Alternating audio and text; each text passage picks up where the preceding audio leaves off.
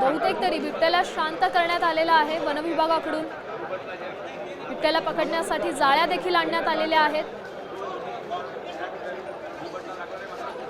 सध्या तरी हा बिबट्या इमारतीच्या छतावर निश्चित बसला।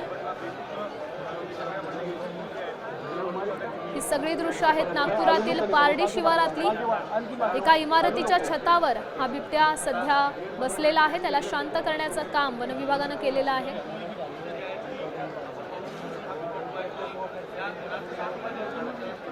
बिबट्या सध्या बेशुद्ध अवस्थेत असल्याचं समजतंय।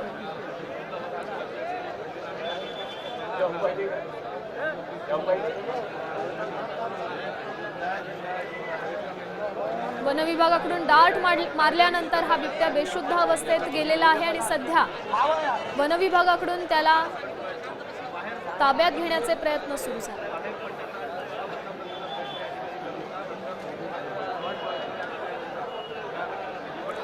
बिबट्याला पकडण्याचा थरार सध्या तुम्ही साम टीव्हीच्या माध्यमातून लाईव्ह पाहताय।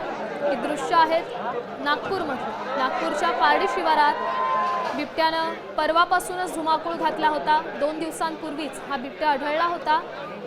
मात्र आज याच बिबट्यानं 2 पेक्षा जास्त नागरिकांवर हल्ला केल्याचं प्राथमिक माहितीतून समोर आलं आणि त्यानंतर वनविभागाची टीम ही घटनास्थळी दाखल झाली।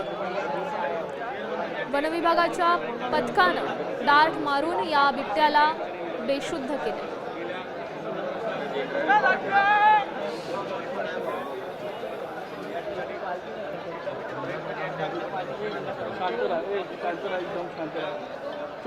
पण पाहू शकतो अतिशय मध्यवर्ती भागात नागरी वस्तीत हा बिबट्या शिरला होता आणि त्यानंतर हल्ला केल्यानंतर वनविभागानं बिबट्याला पकडण्यासाठी शर्थीचे प्रयत्न सुरू केले। गेल्या 1.5 ते 2 तासांपासून हे रेस्क्यू ऑपरेशन सुरू।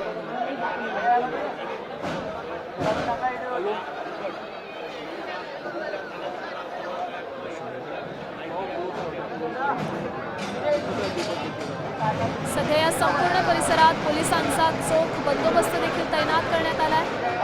नागरिकांमध्ये भीतीचं वातावरण आहे। मात्र सध्या डार्ट मारून या बिबट्याला बेशुद्ध करण्यात आले।